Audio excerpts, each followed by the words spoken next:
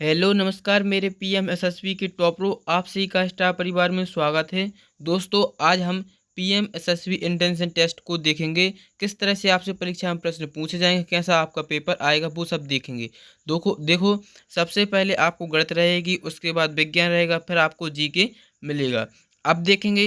देखो हम जो क्वेश्चन बता रहे हैं, जो पेपर हल करा रहे हैं, बिल्कुल आपको इसको पूरा करके ही जाना। पेपर से पहले से ज़रूर हल करना है, क्योंकि आपको कुछ ऐसे क्वेश्चन हैं जो आपको सीधा एग्जाम में देखने को मिल जाएंगे। तो ठीक है, तो आपको पूरा प्रश्न देख के जाना, पूरा पेपर देखना है और बिल्कुल इसी तरह से आपको हल करके आना है। देखो पहला प्रश्न क्या है।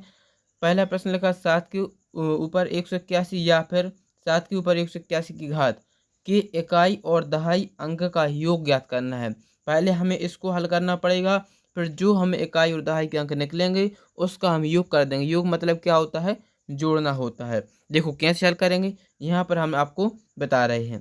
देखो ये लिखा है, पहले हमने 7 के ऊपर जो 181 की घात लिखी थी इसको हम हल करेंगे। तो यहाँ पर आपको एक बात समझनी पड़ेगी, 7 की पावर n के अंतिम दो अंक क्या होंगे, अंतिम दो अंक देख रहे हैं।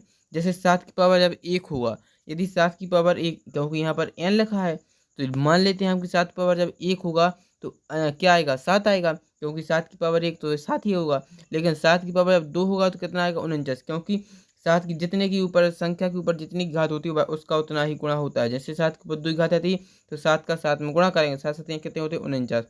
फिर 7 की पावर 3 है, 7 की पावर 3 का मतलब क्या होगा, 7 को 3 बार गुणा करेंगे 7 को, तो 7 की पावर 3 करेंगे तो हल करेंगे तो 343 आएगा। फिर 7 की पावर 4 यानी 7 गुणित 7 गुणित 7 कितनी बार होगा, यह 4 बार होगा होगा और आपको इसको हल करेंगे तो इतना मिलेगा। 7 की पावर 5 को हल करेंगे तो इतना मिलेगा। अब बात ये आती है कि देखो हमने निकाल लिया, यानी देखो 7 की पावर 5 रखा तो ये फिर से रिपीट होने लगा। दो अंक देखना आपको, अंतिम दो अंक। पहले कितना आ रहा था, 7, फिर आया 49, फिर दो अंक देखी, इस 3 को भूल जाइए। अभी कितना बच रहा है, 43 बचेगा, 43। फिर क्या आया, 0 1 आया, फिर उसके बाद फिर से 7, 0 7 आया। अब इसी तरह से आप 7 की पावर 6 निकालेंगे तो आपको अंतिम दो अंक 49 होंगे। ठीक है, तो यानी क्या हो रहा है कि आप फिर से रिपीट होने लगे हैं। तो यानी क्या है कि 7 की पावर n के अंतिम 7 की पावर n की चक्रीयता कितनी है, 4 है। ठीक है, चक्रीयता कितनी है, 4 है। मतलब जो 7 की पावर n यदि कोई भी संख्या लें वह 4 अंकों के बाद फिर से रिपीट होने लगती है। तो पहले हम क्या करेंगे, जो 7 की पावर 181 इनको हम 4 से भाग दे देंगे। तो यहाँ पर हमने 7 की पावर 181 को 4 से भाग दिया, कितना आ जाएगा, कितनी बार जाएगा, 45 बार। 4 गुणित 45 लिख सकते हैं और एक बचेगा शेष, तो धन क्या कर देंगे, 7 की पावर 1। आया बात समझ में कि नहीं। 7 की पावर 1 को बस आपको हल कर देना है, क्योंकि यह तो आपको शून्य बना देगा, बनाएगा क्यों नहीं, क्योंकि यह तो रिपीट हो रहा है। तो इसके बाद आपको यह एक्स्ट्रा मिल रहा है। तो 7 की पावर 1 को हल करते हैं तो कितना मिलता है, 0 7, यानी दो अंक क्या होंगे, एक इकाई अंक होगा 7, दहाई अंक होगा 0। अब इनका योग पूछा इसलिए इनको जोड़ देंगे, 0 में 7 जोड़ेंगे तो आपको क्या मिलेगा, 7 मिलेगा। 7 आपका आंसर है। अब देख रहे हैं आप किस ऑप्शन में लिखा है, 7 ऑप्शन नंबर 3 में लिखा है, यानी यह आपका आंसर हो जाएगा। आया बस समझ में। इसी तरह से आपको हल करना है, ऐसे ही हमें हल करके टिक लगानी है। ऐसी नहीं कि मन से किसी भी अंक में किसी भी ऑप्शन में टिक लगा दे, जिससे आपको नंबर गलत हो सकते हैं। बिल्कुल आप हल करके करेंगे तो आपको सही आंसर होगा और आपको पूरे नंबर मिलेंगे। दूसरा प्रश्न क्या है, दो परिमेय संख्याओं का गुणनफल, क्या लिखा है, दो परिमेय संख्याओं का गुणनफल सदैव होता है। क्या होता है यह बताएं। दो परिमेय संख्याओं का गुणनफल क्या होता है, सदैव एक परिमेय संख्या होता है। कैसे निकाल सकते, जैसे दो परिमेय कोई भी संख्या ले ले, परिमेय संख्या मान लिया हमने 1/2, इसका हम दूसरी परिमेय संख्या से गुणा करेंगे तो क्या मिलेगा हमें, 1/6, यानी यह भी कैसी एक परिमेय संख्या है, यह इसका आंसर हो जाएगा। तीसरा प्रश्न क्या है, संख्या x का घन संख्या x के 9 गुने के बराबर है। तो x जहाँ पर x बराबर 0 नहीं और x बराबर 3, दो कंडीशन भी हमें दी हैं और हमें x का मान निकालना है। देखो इसको कैसे हल करना है, इस तरह से आपको हल करना है। देखो पहला प्रश्न को पढ़ेंगे जैसा लिखा उसी तरह। x का घन क्या होता है, x की पावर 3 की घात, x का 9 गुना मतलब 9x होता है। यह शर्त के अनुसार क्या बराबर है, यानी x का घन बराबर 9x आ जाएगा। अब यहाँ से x की घन है 3 की घात, यहाँ पर 1 की घात, तो यह कट जाएंगे तो x की पावर क्या बचेगा, 2। या फिर इस तरह से भी कर सकते हैं, जैसे क्या लिखा था, x की पावर घन थे तो x की पावर घन को ज्यों को त्यों लिखेंगे, बटे x कर देंगे, बराबर आ जाएगा 9। अब काट दीजिए तो क्या बचेगा, x वर्ग बराबर आएगा 9। यहाँ पर हमने लिख दिया है। ठीक है, ये लिख दिया। अब देखो एक्स बार 9 है जो किसका वर्ग होता है, 9 है सो यह 9 है जो यह किसका वर्ग होता है, यह 3 का वर्ग होता है। तो यहाँ पर हम 9 की जगह पर धन ऋण 3 लिखेंगे, क्योंकि यह वर्ग हटेगा तो यहाँ पर रूट आ जाएगा। एक्स बराबर क्या आएगा, अंडा रूट 9 आएगा।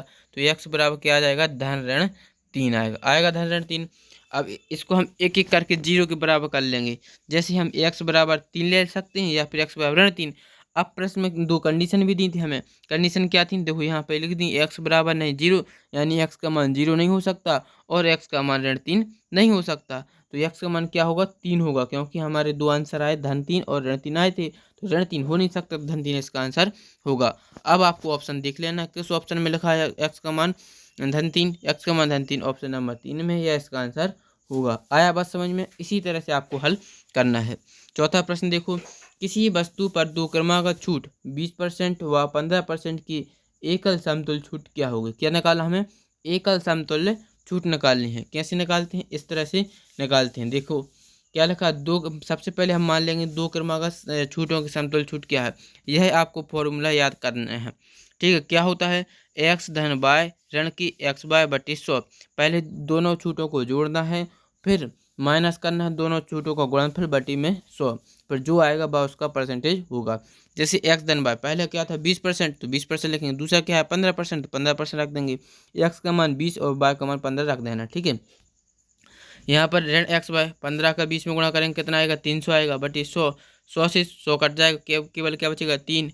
20 और 15 कितने होते हैं 35, 35 में से 3 गाएंगे तो 32। 32% इसका आंसर आना है। तो 32% को ऑप्शन में लिखा है, तो आपका ऑप्शन नंबर 1 सही आंसर हो जाएगा। ऑप्शन 1 इसका सही आंसर है। आया बात समझ में। पांचवा प्रश्न देखो, कौन सा व्यंजक विस्तार करने पर ए धन 2b ऋण सी के वर्ग के बराबर होता है। ठीक है, इसको हम देख लेते हैं कैसे हल करेंगे। देखो पांचवा सवाल है, देखो यहाँ पर हमने हल किया है। आपको यह सब समीकरण याद होगी, क्या होती है, नहीं है याद तो याद कर लेना है। क्या होती है, ए धन बी धन सी का वर्ग। ए धन बी धन सी का वर्ग के सब समीकरण क्या होती है, ए का वर्ग धन बी का वर्ग धन के सी वर्ग धन 2ab धन 2bc धन 2ca। 2-3 बार इसको रिपीट करिए तो यह याद भी हो जाएगी। ए धन बी धन सी का वर्ग क्या होता है, ए का वर्ग धन बी का वर्ग धन सी का वर्ग धन 2ab धन 2bc धन 2ca। हो गई याद। अब इसी में आपको मान धर देना। यह मान पूछा था, ए धन 2b ऋण सी के ऊपर वर्ग का पूछा था। तो ए का मतलब क्या है ए, बी का मतलब क्या है 2b और सी का मतलब है सी। तो अब जहाँ भी आपको ए देखे वहाँ पर आपको ए ही रखना है, जहाँ भी बी देखे वहाँ पर आपको 2b रखना है और सी की जगह पर सी लिखना है। बस आपको चेंज कहाँ करना है, बी में। चलिए तो करते हैं। जैसे ए की जगह पर हमने ए ही लिखा, बी की जगह पर क्या लिखेंगे 2b। अब बी पर वर्ग है इसलिए 2b पर वर्ग आएगा, 2b पर वर्ग आएगा, यानी 2 का वर्ग कितना होता है 4। बी का वर्ग मतलब बी वर्ग लिख देंगे, तो 4b वर्ग बनेगा, बनेगा कि नहीं। तो यहाँ पर हमने 4b वर्ग लिख दिया। धन सी वर्ग तो ज्यों को तरह रहेगा। धन यहाँ पर 2ab, बी का मान कितना रखना है 2b, तो 2a का मान कितना a है, बी का मान कितना है बी का मान 2b, तो इनको गुणा करेंगे 2 दूनी 4ab आएगा 4ab। तो यहीं पर हमने 4ab इसी तरह से यहाँ पर लिख दिया। ठीक है, अब यहाँ पर कितना रखा 2bc, फिर से यहाँ पर मान रखना पड़ेगा 2b का मान कितना है 2b और गुणित c। ठीक है, 2 दूनी 4bc, 4bc यहाँ पर लिख दिए। ठीक है, आगे देखेंगे यहाँ पर देखो सी की जगह पर आपको ऋण सी रखना है। ठीक है, ऋण सी रखना है यहाँ पर, इसलिए यहाँ पर ऋण आएगा। ठीक है, ऋण आएगा इसलिए। ठीक है, अब आगे देखेंगे 2ca लिखा है ना, 2ca, तो सी की जगह पर क्या रखना है आपको ऋण, तो 2c की जगह पर क्या रखेंगे आप ऋण के सी और इंटू ए। ठीक है, तो 2a ऋण के 2ac, ऋण के 2ac आएगा। अब आपको इस तरह का ऑप्शन में लाना है, किस ऑप्शन में लिखा है, तो यह किस ऑप्शन में लिखा है आपको देख लेना है। यह लगभग ऑप्शन नंबर 3 में सही दिख रहा है, तो ऑप्शन 3 इसका सही आंसर हो जाएगा। अगला देखिए, छठवां प्रश्न क्या है, पृथ्वी वातावरण से 15 दिनों में 1.2 गुणा 10 के ऊपर 8 किलोग्राम धूल उठाती है। पृथ्वी 4.8 गुणा 10 की पावर 8 किलोग्राम धूल कितने दिनों में उठाएगी। देखो यह क्वेश्चन तो वैसा ही हो गया कि यदि आपसे कह दिया जाए कि 1 दर्जन केलों के मूल्य 15 रुपये है, तो आप बताइए कि 2 दर्जन केले का मूल्य क्या होगा। वैसे ही यह सवाल है, बस थोड़ा सा आपको लेवल बदल दिया है। कैसे हल करेंगे, देखो इस तरह से आपको हल करना है। यहाँ पर हमने आपको हल करके बताया है। देखो क्या दिया है, 1.2 गुणा 10 की पावर 8 किलोग्राम धूल उठाती है, कितने दिनों में 15 दिनों में उठा रही है। तो 1 किलोग्राम मूल का कितना निकलेगा, पहले हम 1 किलोग्राम को, जैसे आपसे कह दिया जाए 1 दर्जन केले का मूल्य 15 रुपये, तो आप 1 केले का मूल्य निकालेंगे, फिर उसका आपको 20 किलो का, कितने भी जितने केले की संख्या पूछी गई उतने का हम मूल्य निकाल लेंगे। तो यहाँ पर हमने पहले 1 किलोग्राम का निकाला, तो 1 किलोग्राम धूल उठाई कितनी, 15 दिनों में इतनी उठा रही थी, 15 भागित 1.2 10 की पावर 8 करेंगे। यह कॉन्सेप्ट समझ में आ रहा है कि नहीं? बिल्कुल क्या करना है, देखो 15 दिन में यह 1.2 10 की पावर 8 किलोग्राम धूल उठाती थी, तो एक की निकालने 1 किलोग्राम धूल कितने दिनों में उठाएगी, तो 15 में हम भाग लगाएंगे 1.2 10 की पावर 8 का, तो ये हमने इसको भाग लगा दिया। आप पूछा है 4.8 किलोग्राम धूल उठेगी, इसको आपको अभी हल नहीं करना, क्योंकि यह पूछा है तो हम इसका गुणा कर देंगे, इसी में गुणा करेंगे तो संख्या कट जाएंगी। 10 की पावर 8 से यह कट जाएगा, 12 से काटेंगे तो 12 के 12, 12 36, 12 चौके 48, 4 भी कटेगा, 15 चौके 60, 15 चौके कितनी होती हैं 60, 60 दिनों में है जो यह इतनी धूल उठाएगी, तो 60 इसका आंसर है। अब देखना है आपको किस ऑप्शन में लिखा है 60, तो 60 ऑप्शन नंबर 2 में लिखा है, यह इसका आंसर हो जाएगा। ठीक है, यह नहीं है क्वेश्चन, कौन सा है, यहाँ पर देखो क्वेश्चन है ऑप्शन नंबर 6वां, 6वें का 60 आंसर और प्रश्न क्रमांक 3 सही आंसर है। बात समझ में आ रही है? बिल्कुल इसी तरह से हल करना है और आपको ऑप्शन में टिक लगाना है। यदि आपको समझ में आ रहा है तो चैनल को लाइक और सब्सक्राइब जरूर कर लें। आगे देखो 7वां प्रश्न क्या है, एक आयत की लंबाई और चौड़ाई का अनुपात कितना है, 4:5 है। यदि आयत का परिमाप 18 सेंटीमीटर है तो इसके विकर्ण की लंबाई ज्ञात करें। बिल्कुल आसान क्वेश्चन है, अभी हम इनको उड़ा देते हैं। कैसे हल करना है, देखो हम 7वां प्रश्न हल कर रहे थे, इसमें देखो क्या लिखा, माना प्रश्न में लिखा था आयत की, हमें जो कुछ दिया वह लिखेंगे। क्या क्या दिया है भाई, देखो क्या क्या दिया हमें, उसमें प्रश्न में बताया गया कि आयत की लंबाई और चौड़ाई का अनुपात दिया था, लंबाई नहीं दी थी, चौड़ाई और लंबाई का अनुपात कितना दिया था, 4:5 था। तो हमने उसी में मान लिया कि लंबाई कितनी होगी 4x और चौड़ाई क्या हो जाएगी 5x। जब भी आपको अनुपात दिया जाए तो आपको लंबाई और चौड़ाई को इसी तरह से मानते हैं, ठीक है, क्योंकि हमें भाई एक्चुअल लंबाई नहीं दी है, क्या दिया हमें, उसका अनुपात दिया है, इसीलिए हम 4x और 5x मान रहे हैं। और प्रश्न में क्या दिया है, परिमाप दिया है, आयत का परिमाप कितना दिया है 18 सेंटीमीटर, परिमाप कितना है 18 सेंटीमीटर है। और विकर्ण पूछा है कि विकर्ण कितना होगा, ठीक है, तो कैसे हल करेंगे, हमें एक ही सूत्र याद है, देखो आयत है इस तरह से बनता है कि नहीं, विकर्ण हमसे यह पूछा गया, लंबाई बता दी है और चौड़ाई भी बता दी है, अनुपात दिया लंबाई का कितना है 4 और चौड़ाई का अनुपात कितना दिया है 5 दिया है, ठीक है। अब देखो कैसे हल करेंगे, यहाँ पर देखो आयत का परिमाप का सूत्र क्या होता है, लगा देंगे।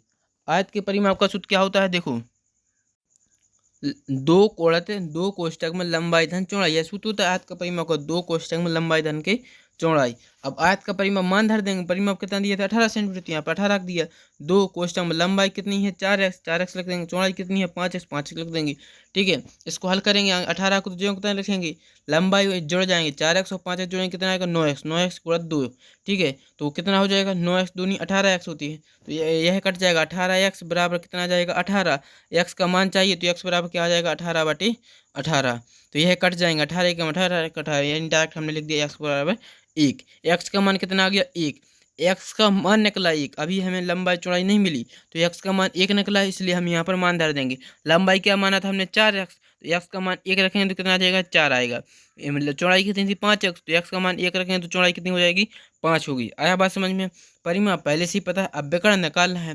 देखो विकर्ण कैसे निकलेगा, देखो यह निकालना है और यह पता पड़ गया, अब यह कितना है 4 आया था और चौड़ाई कितनी थी 5 थी, ठीक है। तो अब देखो क्या करेंगे हम, यह आ गया। अब देखो इसमें आपको क्या करना है, विकर्ण का सूत्र लगा देना है, पाइथागोरस प्रमेय लगाएंगे तो आपको यह विकर्ण का सूत्र मिल जाएगा। पाइथागोरस प्रमेय क्या कहता है, कर्ण का वर्ग बराबर लंब का वर्ग धन आधार का वर्ग, लंब का वर्ग मतलब लंबाई का वर्ग, आधार का वर्ग मतलब ऊंचाई, ऊंचाई का वर्ग, ठीक है, यह लिख देंगे, लंबाई यहाँ पर ऊंचाई लिख देना आपको, ठीक है, ऊंचाई का वर्ग। तो विकर्ण का वर्ग क्या आ जाएगा, लंबाई का वर्ग कितना, लंबाई की मान ली हमने 4, तो यहाँ पर 4 का वर्ग आ जाएगा, ऊंचाई कितनी है 5, तो 5 का वर्ग आ जाएगा, ठीक है। इसको हल कर देंगे, 4 का वर्ग कितना होता है 16, 5 का वर्ग हो जाएगा 25, 16 और 25 कितने होते हैं 41, यह विकर्ण का वर्ग निकला। जबकि प्रश्न में हमसे पूछा है विकर्ण, तो वर्गमूल हटाना है, वर्ग हटाएंगे तो वर्गमूल आएगा, विकर्ण बराबर कितना आ जाएगा √41 सेंटीमीटर। अब बस आपको ऑप्शन मिला लेना है, किस ऑप्शन में लिखा है √41, तो आप कहेंगे ऑप्शन नंबर 1 में ही लिखा, पहले ऑप्शन में दे दिया था, तो यह इसका आंसर हो जाएगा। बात आ रही समझ में? ठीक है, बिल्कुल सरल क्वेश्चन था, आपने इसको कर लिया होगा। 8वां प्रश्न देखो, यदि किसी त्रिभुज के कोण 2:3:4 के अनुपात में हों तो सबसे बड़े कोण का मान होगा।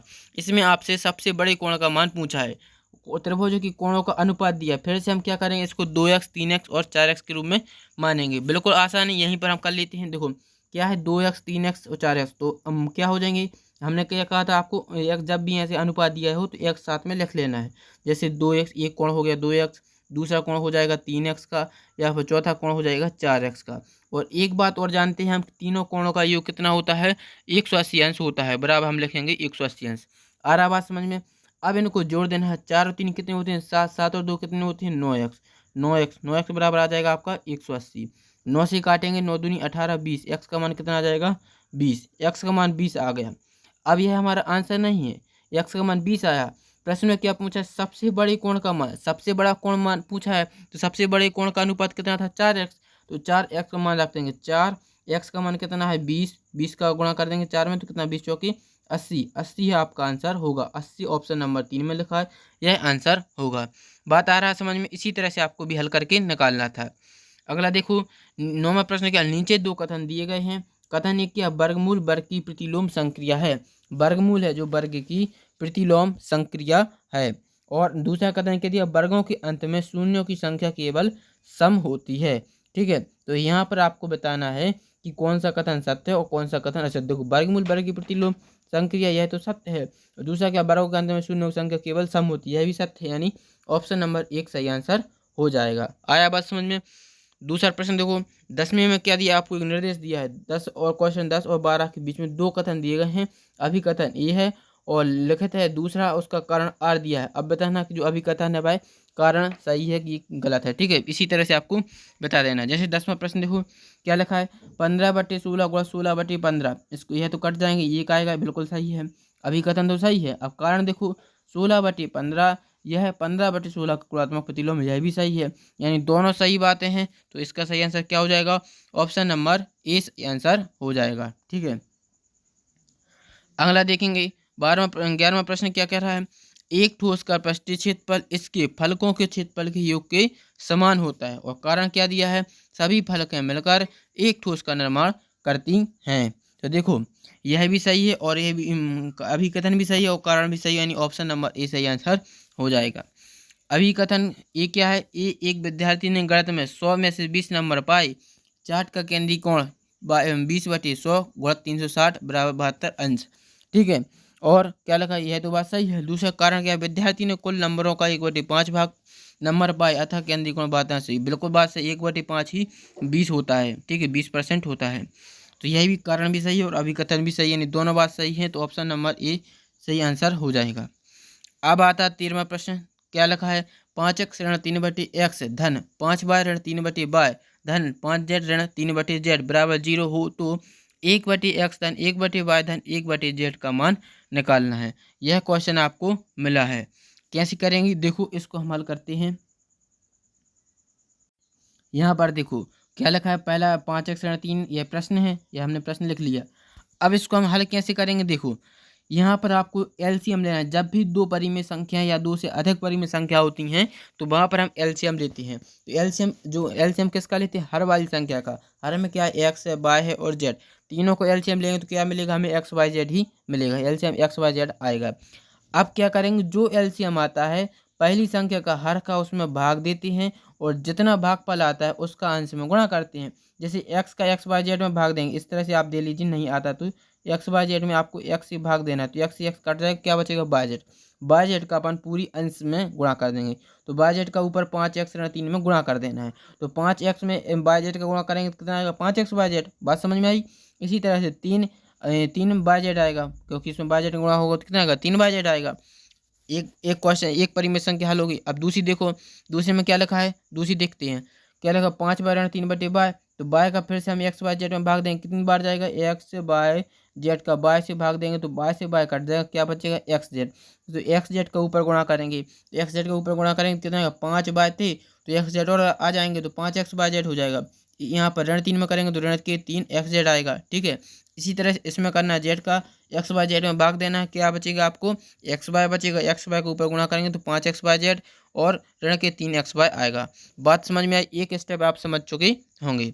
अब आगे देखेंगे अगला क्या लिखा है, देखो XY Z थी, इनका आपको तिर्यक गुणा कर देना। तिर्यक गुणा मतलब क्या था, 0 की बटी में 1 कहा तो XY Z का शून्य में गुणा करें, कोई भी संख्या को शून्य में गुणा करते हैं तो शून्य ही बनता है, तो XY Z तो गायब हो जाएंगे। अब आपको अच्छे से समझना, क्योंकि आप क्या सोचेंगे कि XY Z नहीं लिखी, क्या हुआ कि XY Z का शून्य में गुणा कर दिया तो वह शून्य बन गए हैं, ठीक है, तो यहाँ पर शून्य आ गया। बाकी संख्या जो है ज्यों की त्यों रहेगी, तो यह संख्या जो हमने बिल्कुल ज्यों की त्यों लिख दी है और XY Z का शून्य में गुणा कर दिया है। आगे देखो, अब आगे हल करते हैं। देखो यहाँ पर 5 XY Z और 5 XY Z और 5 XY Z जुड़ जाएंगे, क्योंकि 1 से 4 इनमें, तो 5 5 10 5 15 15 XY Z बनेंगे। यहाँ पर देखो ऋण के 3 YZ, ऋण के 3 XZ, ऋण के 3 XY, इनमें 4 एक से नहीं है तो यह नहीं जुड़ेंगी। तो इनको हमने क्या किया कि इनको बराबर की दूसरी तरफ ले गए, तो यहाँ पर आएंगे ऋण की 3 YZ थे तो यहाँ पर आएंगे धन की 3 YZ। कोई भी संख्या यदि बराबर को इस तरफ से उस तरफ जाती है तो उसका चिन्ह पलट जाता है। जैसे ऋण की संख्या होगी तो वह धन में बदल जाएगी, जो धन की होगी वह ऋण में बदल देगी। जैसे ऋण के 3 YZ थे तो उस तरफ जाएंगे तो धन के 3 YZ बन गए। इसी तरह से ऋण के 3 XZ हैं, इस तरफ आएंगे तो 3 XZ बन जाएंगे। फिर 3 XY हैं, इस तरफ आएंगे तो धन के 3 XY बनेंगे। बात समझ में आ रही। अब आगे देखो, यहाँ पर देखो 3 है जो सभी में कॉमन है, इसमें भी है, इसमें भी है, इसमें भी। तो 3 हमने कॉमन ले लिए, तो भीतर क्या बचेगा, कोष्टक में YZ बचेंगे, यहाँ पर XZ बचेगा और यहाँ पर XY बचेगा। 3 थे, 3 का पक्षांतर करेंगे बटी में आएंगे, 3 से कट जाएंगे, 3 एकम 3 3 5 15, क्या बचेगा 5 XZ। यहाँ पर क्या बचेगा YZ धन XZ धन की XY बचेंगे, बचेगा कि नहीं। अब हमें 1/XY 1/X धन 1/Y धन 1/Z का मान निकालना है, तो क्या करेंगे हम दोनों पक्षों में XYZ का भाग दे देंगे। एक तरीका ये है, या फिर क्या करेंगे आपको XYZ का पक्षांतर कर देना है, ठीक है। तो XYZ का पक्षांतर करेंगे तो यहाँ पर केवल क्या बचेगा 5 YZ बटे XYZ। देखो यह इस तरह से हुआ है, YZ लिखे थे बटी में क्या आ गया XYZ, तो YZ से YZ कटेगा, क्या बचेगा केवल 1/X, तो यहाँ पर लिख दिया। इसी तरह से आपको इसमें करना, तो यहाँ पर आपको 1/Y बचेगा, यहाँ पर 1/Z बचेगा, ठीक है। तो यह हो गया। अब आपको यही आंसर पूछा था, 1/X धन 1/Y धन 1/Z का मान कितना आ रहा है, 5 आ रहा है। तो ऑप्शन नंबर कौन सा सही हो जाएगा, आपको मिला लेना है।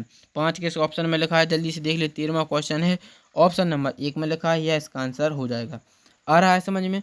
इसी तरह से इसको हल करना है। अगला देखो 14वां प्रश्न, 30 क्वेश्चन आपको गणित के आने हैं, तो इसलिए आपको समझ के करना है।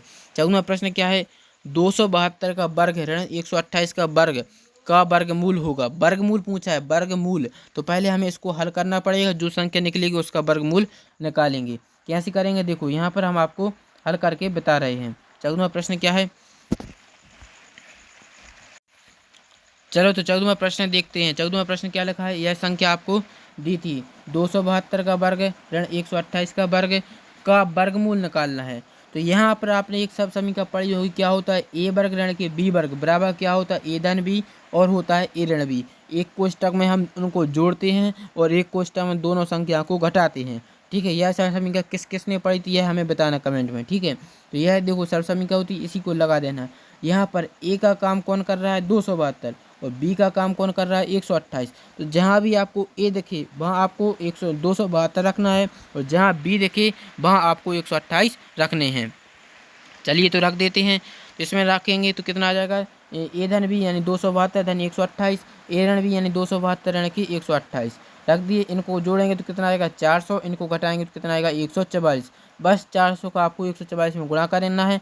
जैसे गुणा अभी नहीं करना क्योंकि हमें वर्गमूल पूछा है, तो इन पर आपको अंडर रूट लगा देना है, क्योंकि वर्गमूल निकालना आसान हो जाएगा। गुणा करेंगे तो आपको थोड़ा मुश्किल हो सकता है, लेकिन इस यहाँ पर आपको डायरेक्ट निकालेंगे तो जल्दी नहीं। तो 400 किसका वर्ग होता है 20 का वर्ग होता है, तो इसका 20 आ जाएगा।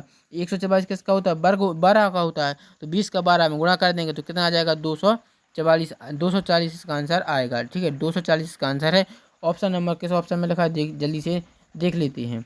तो कितना आ रहा था अपना 240 आ रहा था, ऑप्शन नंबर 3 सही आंसर है।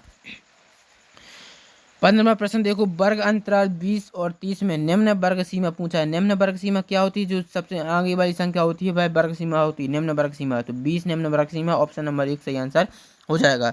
16वां प्रश्न क्या है, यदि 5x बाय ऋण के 13x बाय धन 6y वर्ग बराबर 0 तो x बटे बाय x अनुपात y बराबर होंगे। x अनुपात y का मान निकालना है। कैसे हल करेंगे, देखो ये रहा आपका हल। देखो अच्छा 16वां प्रश्न है 5, यह सब आपको क्वेश्चन लिखा था, अब इसको हमने हल कर दिया। आपने देखो मध्य पद तोड़ने की विधि पढ़ी होगी, पढ़ी है कि नहीं। मध्य पद तोड़ने की विधि में क्या करते हैं हम, जो इस तरफ संख्या लिखी x वर्ग की, आगे जो गुणांक लिखा उसका, और जो अचर संख्या दी यह दी है इसका पहले हम गुणा करते हैं। तो 5 का हम 6 में गुणा करेंगे तो कितना आएगा, 5 का 30, 30 बाय वर्ग आएगा, आएगा कि नहीं आएगा। और यहाँ पर जो बीच में संख्या लिखी ऋण के 13x y, यह हमें जिन संख्या का हम गुणा करे पे, यानी हमें गुणा करने पर संख्या चाहिए कितनी, 30 बाय वर्ग, और जोड़ने पर या फिर घटाने पर हमें संख्या कितनी मिलनी चाहिए, ऋण के 13x बाय, ऋण के 13 बाय मिलनी चाहिए। ठीक है, तो ऐसा होता है मध्य पद तोड़ने की विधि में। तो आपको संख्या सोचनी पड़ेगी, यहाँ पर आपको थोड़ा दिमाग का प्रयोग करना पड़ेगा, तभी यह क्वेश्चन आप हल कर पाएंगे। देखो कैसा, देखो यहाँ पर हमने संख्या ले ली 10 और 3, यानी 10 का हम जब 3 में गुणा करेंगे तो कितना मिलेगा, हमें 30 आ जाएगा। 30 चाहिए था, 30 मिल जाएगा, 10 बाय का और 3 बाय का, तो 30 बाय वर्ग मिलेगा। ठीक है, और हम 10 को और 3 को जोड़ देंगे तो हमें कितना मिल जाएगा, 3 बाय को और 10 बाय को जोड़ेंगे तो कितना मिलेगा, 13 बाय मिलेगा। यही हमसे कहा गया था। अब बस संख्याओं को आपको x लगा के लिख देना है। जैसे पहली संख्या तो को तो लिखेंगे 5x बाय ऋण के 10x बाय बनेंगे, दूसरी संख्या होगी ऋण के 3x बाय, और पाँच के 6 बाय वर्ग देंगे लिखेंगे बराबर 0।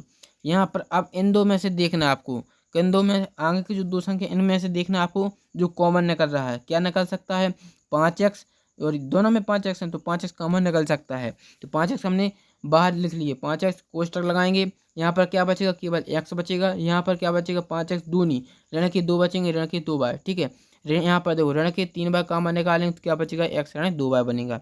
आपको कॉमन निकालना तो बनता ही होगा, क्योंकि आप ठीक है अच्छे से समझ रहे होंगे। तो यहाँ पर देखो अब एक कोष्टक कौन बन जाएगा, भीतर वाला लिख लेंगे, और एक कोष्टक बाहर वाला। तो भीतर क्या बना, x ऋण 2 बाई, क्योंकि कोष्टक सेम।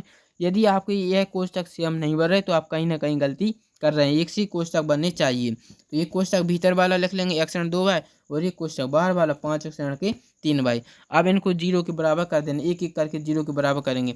यदि 5x ऋण 3 बाय बराबर 0 होगा तो 5x बराबर 3 बाय, x बटी बाय का मान कितना आ गया, 3/5। एक मान तो हमारा ये निकल लिया है। दूसरा इस तरह से निकालेंगे, x ऋण 2 बाय बराबर 0 तो x बराबर 2 बाय, x बटी बाय बराबर आ जाएगा 2/1। एक आंसर आपका ये आ रहेगा, यानी दो आंसर इसकी निकल रहा है, 3/5 और 2/1।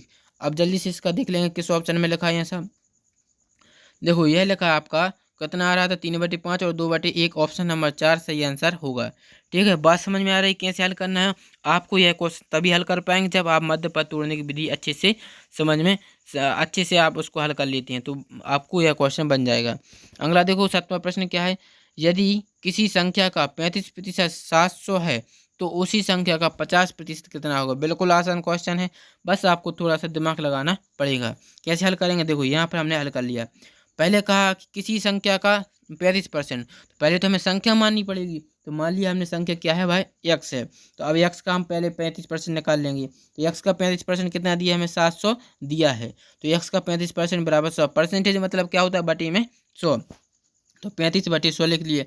इनको हमने हल कर दिया, तो 100 को इस तरफ ले आएंगे तो कितना, 100 का इसमें गुणा कर देंगे तो 7000, 35 से काट देंगे, 35 दूनी कितने होते हैं 70, एक शून्य और 2 शून्य और 2000 है जो इसका आएगा। x का मान संख्या, यानी भाई संख्या कितनी होगी, 2000 होगी। नहीं आया समझ में, देखो कैसे किया है, तो जो 35 थे इसको हमने काट दिया, 35 से कम 35, 35 दूनी 70, एक शून्य बचा 20, 20 यहाँ पर 100 का तिरिया गुणा कर देंगे तो 20 में 100 का गुणा करेंगे तो कितना आ जाएगा, 20 गुणा 100 करेंगे तो आपको मिलेगा 2000, 2000 मिलेगा, यानी भाई संख्या कितनी होगी, 2000। अब 2000 आ गए, संख्या मिल गई।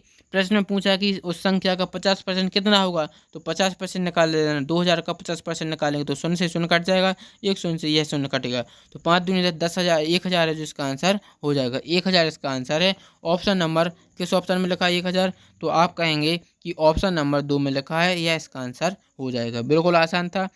अगला देखो 18वां प्रश्न क्या है, दिए गए चित्र में ABCD एक चक्रीय चतुर्भुज है जिसमें कोण 70 और कोण भी 75 है, तो कोण D का मान निकालना। बिल्कुल आसान, देखो चक्रीय चतुर्भुज है जो है कुछ इस तरह से होता है।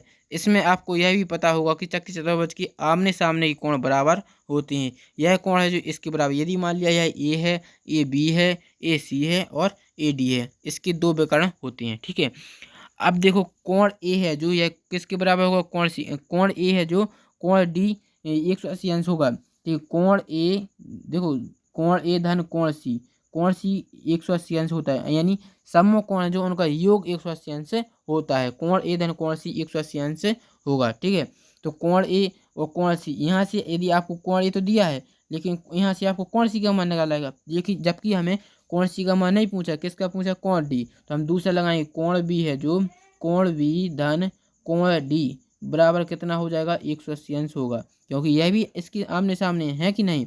तो कोण डी कितना हो जाएगा, यहाँ पर देखो क्या लिख दिया है हमने, कोण, अच्छे से समझना, कोण डी धन कोण बी बराबर हो जाएगा 180 अंश।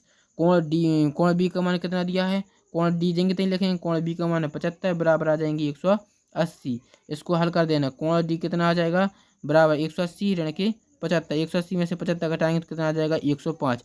105 इसका सही आंसर है। अब देखना आपको किस ऑप्शन में यह लिखा है, तो यह लिखा है आपका ऑप्शन नंबर, किस में लिखा है जल्दी से बता दीजिए, ऑप्शन नंबर 1 में लिखा है, यह इसका आंसर हो जाएगा। ठीक है, यह आपको चित्र भी बना के बताया है, यह इसका आंसर हो जाएगा। अगला देखो प्रश्न क्रमांक क्वेश्चन 19 और क्वेश्चन 21 को देखेंगे। इसमें आपको यह दिखा है, यह आपको दिया है, तो इसको इसी चित्र से आपको 19 से 21 सारे क्वेश्चन इसी से हल होने वाले हैं। देखो क्या लिखा, दिया हुआ आयतचित्र क्या सूचित करता है। आयतचित्र जो यह किताब क्या बता रहा है, लड़कियों की संख्या और उनकी लंबाई को बता रहा है, तो ऑप्शन 3 सही आंसर हो जाएगा। किस वर्ग में लड़कियों की संख्या अधिकतम है, तो यहाँ पर आपको देखना है किस वर्ग में अधिकतम है, तो आप कहेंगे 135 से 140 के बीच में सबसे ज़्यादा ग्राफ बना है, तो यह इसका आंसर हो जाएगा 135 और 140। फिर पूछा कितनी लड़कियों की संख्या 135 सेंटीमीटर से अधिक है, तो 135 सेंटीमीटर से अधिक कितनी है देख लेंगे, तो आप कहेंगे कि 4 हैं जो 135 सेंटीमीटर से अधिक लड़कियां हैं, तो ऑप्शन 1 इसका सही आंसर होगा। अगला देखो क्या लिखा है, सूची 1 को सूची 2 के साथ मिलान करना है। कैसे मिलाएंगे, एक पदी कौन सा है, चौथा है। द्विपदी कौन जिसमें अधिकतम का 2 की हो, जैसे द्विपदी कौन सा है, ये है द्विपदी, 2 पद हों। ठीक है, 2 पद हों, अधिकतम पदों की संख्या कितनी, 2। त्रिपदी में कैंसा हो जाएगा, त्रिपदी में 3 पद हों, 3 पद में कौन से, देखो ऑप्शन नंबर 1 में दिख रहे हैं, चतुर्पदी 1 बचा है, यह हो जाएगा। अब इसी के अनुसार आपको विकल्प देख लेना और उसका टिक लगा देना है। यहाँ पर देखो निम्नलिखित अवरोही क्रम में लिखना, अवरोही क्रम में लिखते हैं, कैसे लिखते हैं, देखो जो संख्या दी इसमें आपको देखना है, आपको एक कुछ ना कुछ जरूर देखने को मिलेगा। जैसे क्या लिखा है 3/5, इसका अंतर देखो 3/5 में आंसर कितने का है, 2 का अंतर है। 7/9 में अंतर कितने का, 2 का। 11/13 में अंतर कितने का, 2।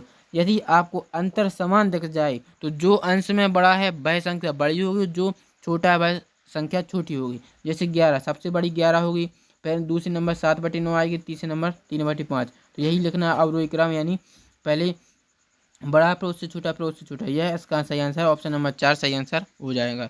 अगला देखो क्या लिखा है, एक वस्तु की कीमत पहले से 3 गुनी हो गई तो वृद्धि प्रतिशत होगा। कैसे हल करेंगे, देखो इस तरह से आपको हल करना है। 24वां प्रश्न है, देखो यह हमने हल किया है। माना पहले वस्तु की कीमत कितनी थी, x थी, अब वह कितनी हो, 3 गुना होगी। 3 गुना मतलब 3 का गुणा करेंगे तो 3x हो गई। तो पहली कीमत थी x थी, अब 3 गुना यानी 3x हो गई। कितने की वृद्धि हुई, पहले x थी अब 3x हो गई, मैंने 3x में से आपको x को घटा देना है। घटाएंगे कितना बचेगा, 2x बचेगा।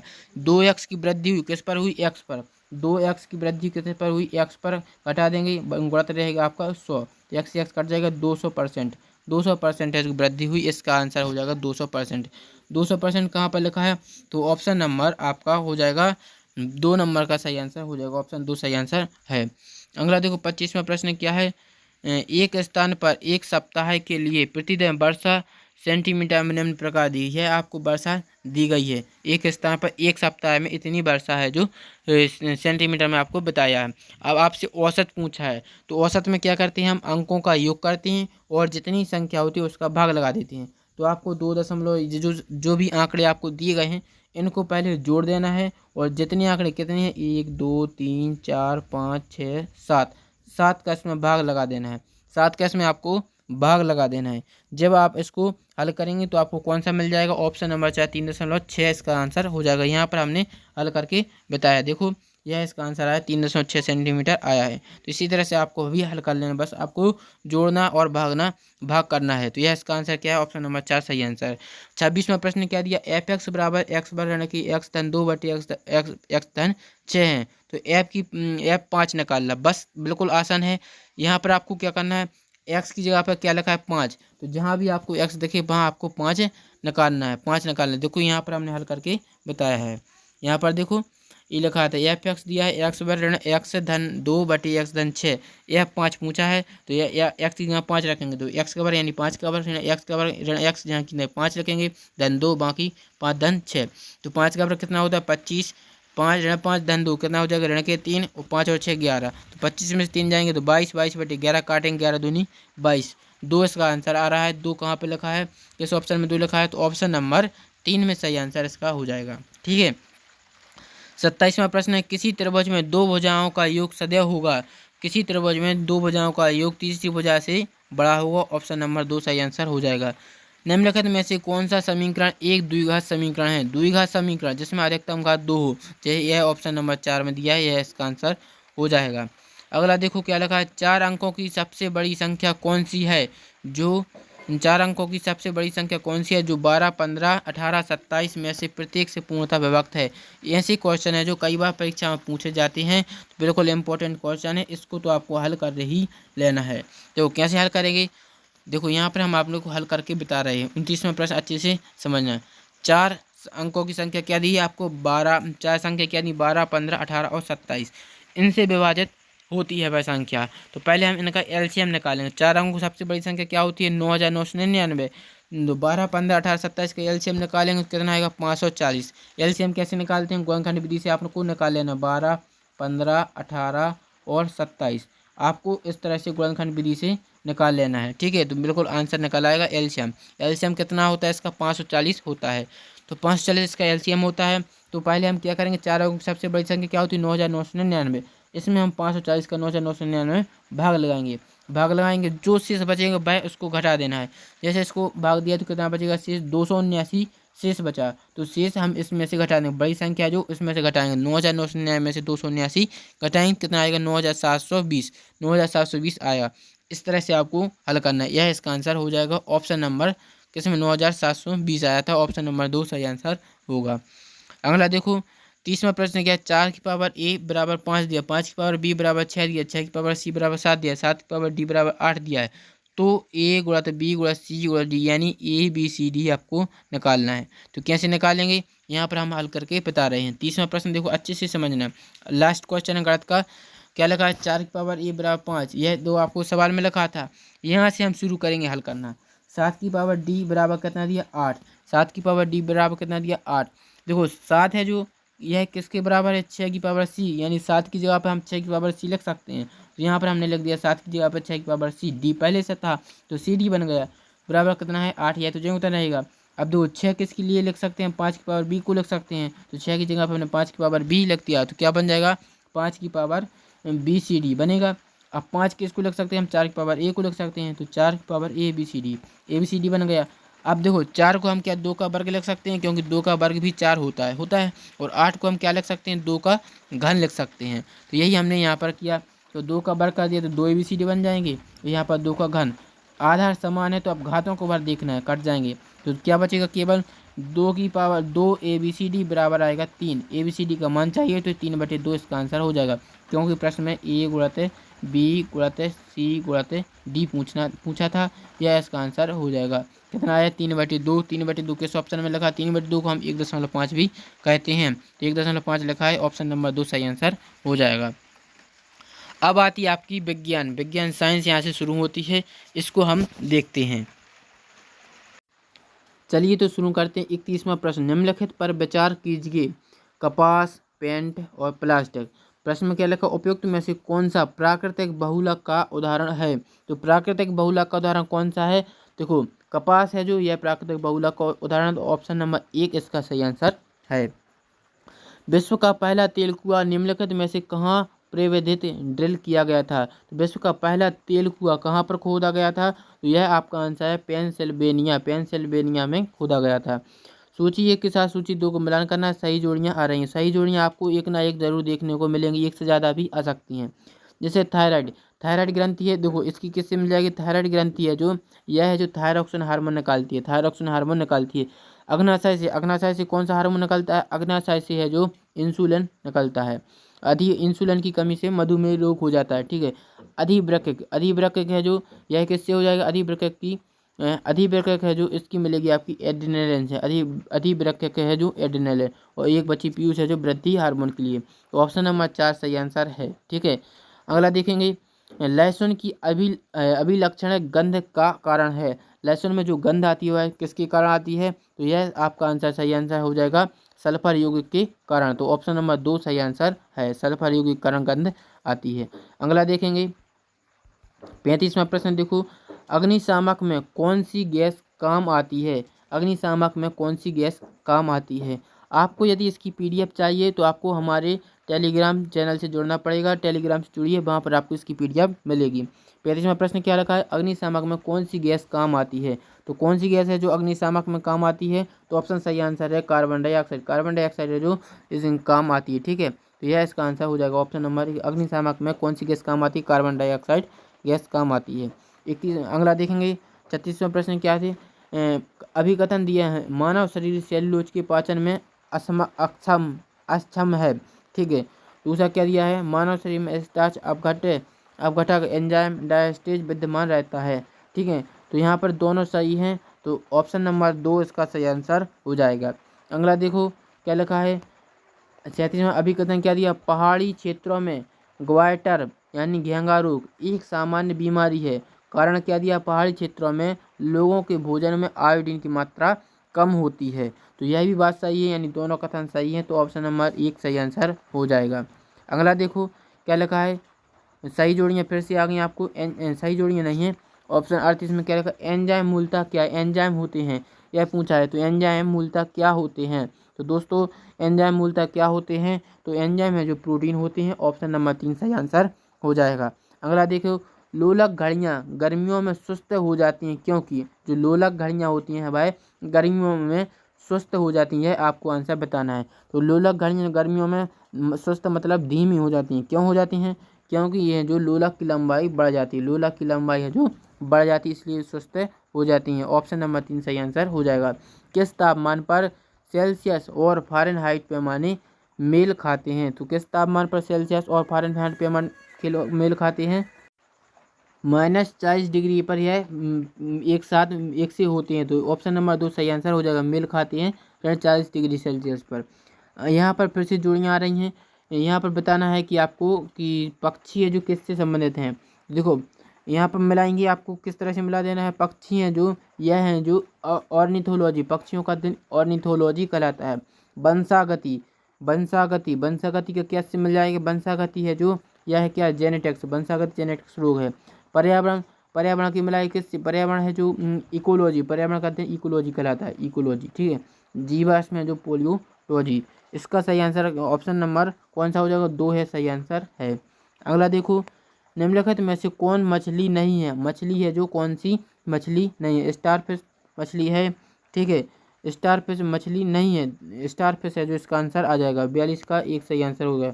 स्टारफिश मछली, बाकी सब मछली हैं। अगर देखो फिर से जोड़ियाँ आ रही हैं, बुद्ध, बुद्ध है जो क्या है, इसकी जोड़ियाँ आपको मिलानी है। तो किस तरह से मिलेगा आपको यहाँ पर देख लेते हैं। बुद्ध है जो, बुद्ध के साथ में लिखा है आपको सूर्य का निकटतम ग्रह है बुद्ध, ठीक है। और शुक्र क्या है, शुक्र की जोड़ी किससे मिल जाएगी, दूसरे की मिलेगी आपकी, इसकी सामने ही मिल जाना है, दूसरे की रात्रि के आकाश में सबसे चमकीला ग्रह है, ठीक है। तो पहले की इससे मिल जाएगी, दूसरे की दूसरे से मिलेगी। तीसरा क्या हो जाएगा, तीसरा है जो आपका आंसर है, तीसरे का आ जाएगा आपका बिल्कुल सेम की लिखा है, तीसरे की तीसरे से मिल जाएगा, अरुण की चौथी की, यानी ऑप्शन नंबर 1 सही आंसर है। विद्युत धारा के चुंबकीय प्रभाव को सर्वप्रथम किसने अवलोकित किया था, विद्युत धारा के चुंबकीय प्रभाव को सर्वप्रथम किसने अवलोकित किया था, तो ऑप्शन नंबर 2 ऑस्टेड ने किया था।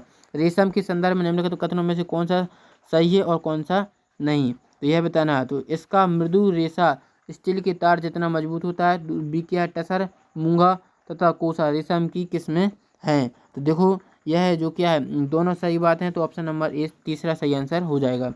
निम्नलिखित में से किस निम्नलिखित में से किस एक का अधिकतम ईंधन मान होता है? किस एक का अधिकतम ईंधन मान होता है? तो हाइड्रोजन का अधिकतम ईंधन मान होता है, तो ऑप्शन नंबर 1 सही आंसर होगा। 47वां प्रश्न देखो, शहद का प्रमुख घटक, शहद है जो प्रमुख घटक क्या है? फ्रैक्टोज। निम्नलिखित में से किस विटामिन को हार्मोन कहते हैं? विटामिन डी को हार्मोन कहा जाता है।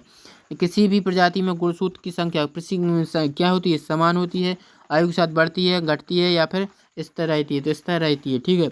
शरीर के किस भाग में पित्त का निर्माण होता है? यकृत में पित्त का निर्माण किया जाता है। भारत की श्वेत क्रांति का जनक किसे कहा जाता है? यह क्वेश्चन देखो, भारत की श्वेत क्रांति का जनक किसे कहते हैं? डॉक्टर वर्गीज कुरियन को कहा जाता है। श्वेत क्रांति किससे संबंधित है? यह दुग्ध उत्पादन से संबंधित, दुग्ध उत्पादन से यह क्रांति दुग्ध क्रांति संबंधित है। अगला देखो, विश्व का सबसे लंबा रेल मार्ग कौन सा है? तो विश्व का सबसे लंबा रेल मार्ग कौन सा है? तो यह है जो ट्रांस साइबेरियन रेल है, जो यह सबसे लंबा रेल मार्ग है। तो ऑप्शन नंबर 2 सही आंसर हो जाएगा। भारत का सबसे बड़ा बंदरगाह, तो भारत का सबसे बड़ा बंदरगाह कहाँ पर है? मुंबई में है। सूची 1 को सूची 2 के साथ मिलाना है। ठीक है, तो यहाँ पर किस तरह से मिलाना है आपको? यहाँ पर देखो, ये इसकी जोड़ी मिल जाएगी कैंपस, कैंपस की हो जाएगी ब्राज़ील, अब पंपास की अर्जेंटीना, सबाना, सबाना का किससे मिल जाएगी? सबाना की पूर्वी अफ्रीका, और स्टेपेज की रूस, यानी ऑप्शन नंबर 3 सही आंसर हो जाएगा। अगला देखो, विश्व बैंक की स्थापना कब की गई थी? तो विश्व बैंक की स्थापना कब की गई थी? 1944 में इसकी स्थापना की गई थी। ऑप्शन नंबर 1 सही आंसर हो जाएगा। अगला देखेंगे, 56वां प्रश्न क्या है? देखो, यह लिखा, निम्नलिखित में से किसने ट्रस्टीशिप की अवधारणा प्रस्तुत की थी? ट्रस्टीशिप की अवधारणा किसने? महात्मा गांधी जी ने की थी। इसमें क्या हुआ था कि जो अमीर लोग थे वह गरीबों की मदद कर सकते थे। तो ऑप्शन नंबर 20 सही आंसर है। ट्राई निम्नलिखित में से किस क्षेत्र की नियामत्मक संस्था है? ट्राई है जो निम्नलिखित में से किसकी नियामक संस्था है? तो यह है जो किसकी है? दूरसंचार की है। ऑप्शन नंबर 1 सही आंसर है। निम्नलिखित में से कौन सा 12वीं पंचवर्षीय योजना का कार्यकाल है? तो 12वीं पंचवर्षीय योजना का कार्यकाल कौन सा है? 2012 और 17। महात्मा गांधी दक्षिण अफ्रीका में भारत किस वर्ष में लौटे थे? महात्मा गांधी दक्षिण अफ्रीका से भारत किस वर्ष में लौटे थे? तो 1915 में लौटे थे। ऑप्शन नंबर 3 सही आंसर है। अगला देखो, 2 कथन दिए हैं, संघ की कार्यपालिका शक्ति प्रधानमंत्री में निहित है, यह गलत दिया है क्योंकि राष्ट्रपति में निहित होती हैं। ठीक है, यह भी याद रखना। दूसरा क्या, प्रधानमंत्री मंत्रिपरिषद का प्रधान होता है, यह सही है। तो कथन 1 गलत है, दूसरा कथन सही है। तो 4 इसका आंसर हो जाएगा। अगला देखो, 61वां प्रश्न क्या, मंत्रिपरिषद सामूहिक रूप से निम्न में से किसके प्रति उत्तरदायी है? तो मंत्रिपरिषद सामूहिक रूप से निम्न में से किसके प्रति उत्तरदायी है? तो लोकसभा के प्रति। ऑप्शन नंबर 4 सही आंसर है। प्रश्न जोड़ियां मिल रही हैं। 62वां प्रश्न क्या है, सूची 1 को सूची 2 के साथ मिलान कीजिए। 62वां प्रश्न हल करने से पहले आप सभी लोग एक बार वीडियो को शेयर कर दीजिए, और जिन्होंने लाइक नहीं किया है तो लाइक कर दें और सब्सक्राइब जरूर कर लें। 62वां सवाल देखो, भरतनाट्यम, भरतनाट्यम है जो यह किससे संबंधित है? तो भरतनाट्यम है जो यह तमिलनाडु से संबंधित है। कथक है जो, कथक कहाँ से संबंधित है? कथक है जो आपका उत्तर प्रदेश से संबंधित है। कुचिपुड़ी, कुचिपुड़ी कहाँ का लोक नृत्य है? कुचिपुड़ी है जो यह दोस्तों आंध्र प्रदेश का लोक नृत्य है। और मोहिनीअट्टम है जो केरल का लोक नृत्य है। तो किस ऑप्शन से मिल रहा है? ऑप्शन नंबर 2 सही आंसर हो जाएगा। अगला देखेंगे, निम्नलिखित घटनाओं को कालक्रम अनुसार व्यवस्थित कीजिए। तो कालक्रम अनुसार व्यवस्थित करना है, तो देखो यहाँ पर देखना है, जो चंपारण सत्याग्रह यह पहले हुआ था, और फिर तिलक की मृत्यु हुई थी, बाल गंगाधर तिलक हैं जो, इनकी मृत्यु हुई थी। उसके बाद हुआ था शिमला समझौता, शिमला समझौता नहीं, उसके बाद हुआ था आपका ये दांडी यात्रा हुई थी, फिर शिमला समझौता हुआ था। यानी ऑप्शन 4 सही आंसर है। ठीक है। अगला देखो, स्वतंत्र भारत के प्रथम गवर्नर जनरल कौन थे? प्रथम गवर्नर जनरल कौन थे? स्वतंत्र भारत की पूछा है। स्वतंत्र भारत के प्रथम गवर्नर जनरल कौन थे? तो लॉर्ड माउंटबेटन थे। ऑप्शन नंबर 2 सही आंसर है। विश्व जैव विविधता दिवस कब मनाते हैं? विश्व जैव विविधता दिवस, विश्व जैव विविधता दिवस 22 मई को मनाया जाता है। ऑप्शन 3 सही आंसर है। निम्नलिखित में से घटनाओं को काल क्रम अनुसार व्यवस्थित करें। इसमें फिर से इनको क्रम के अनुसार जमाना है, तो आपको इसका सही क्रम ऑप्शन नंबर 3 में दिया है, यह इसका आंसर है। ठीक है, कहाँ पर दिया है? ऑप्शन नंबर 3 इसका सही आंसर है। अगला देखेंगे, 66 हो गया। अब देखते हैं यहाँ पर, क्या लिखा है 67वां प्रश्न, नीचे दो कथन दिए गए, इसमें कथन सत्य असत्य बताना है।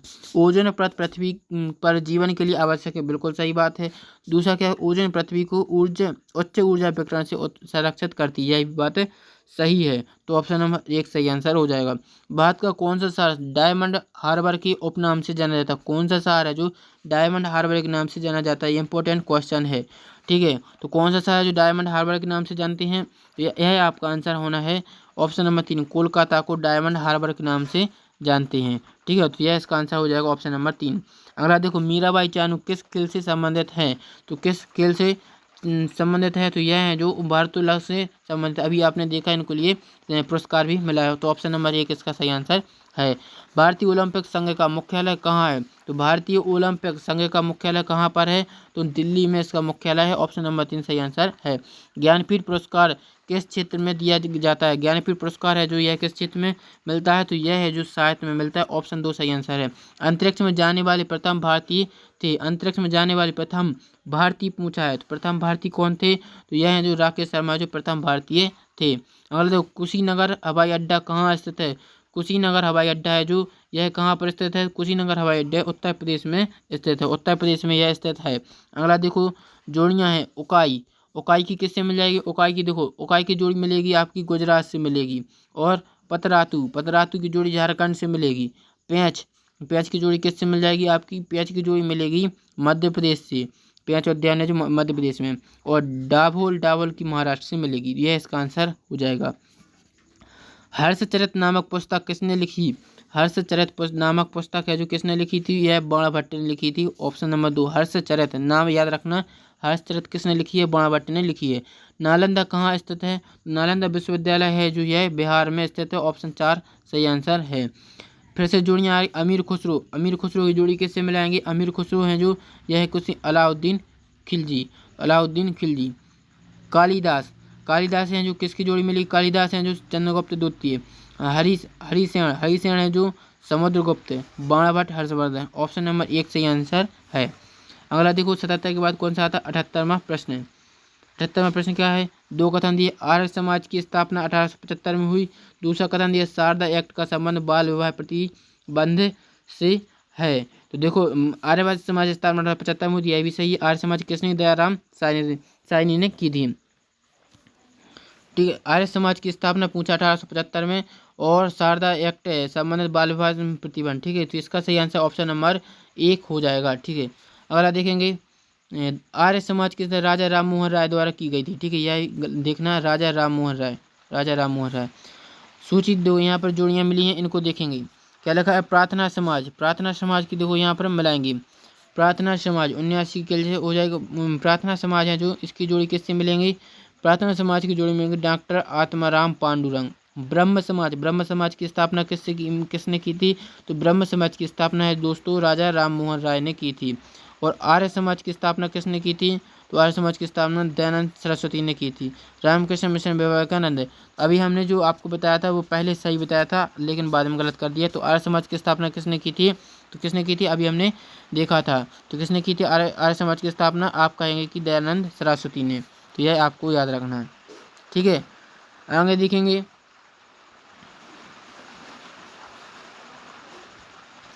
80वां प्रश्न के, निम्नलिखित नदियों में से कौन हिमालय की सभी श्रेणियों को काटती है? कौन सी है जो सभी श्रेणियों, हिमालय की सभी श्रेणियों को काटती है? तो सतलज है जो, सतलज नदी है जो हिमालय की सभी श्रेणियों को काटती है, ऑप्शन नंबर 2 सही आंसर है।